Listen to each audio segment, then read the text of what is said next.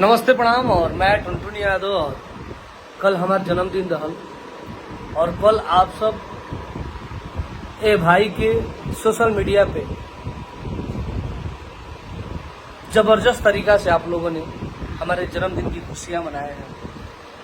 और जितने भी हमारे कलाकार हैं, जितने भी हमारे श्रोता हैं, सारे लोगों ने टुनटुन यादव को जन्मदिन खूब धूमधाम से मनाए हैं।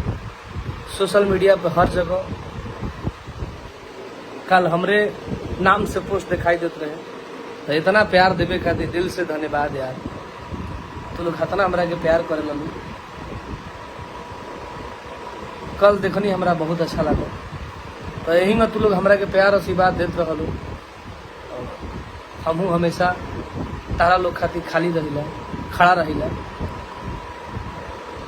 Love you. जय हो भगवान सुरभि जनता। और आप लोग ऐसे ही मोहब्बत अपने टुनटुन यादव भाई को देते रहिए। और इससे ज़्यादा मैं क्या बताऊं। आप लोग आशीर्वाद प्यार दीजिए कि मैं खुश रहूं। और साथ ही साथ एक गाना मैं गाते रहा हूँ। अभी काफ़ी ज़बरदस्त हमारे को गाना आइल बा।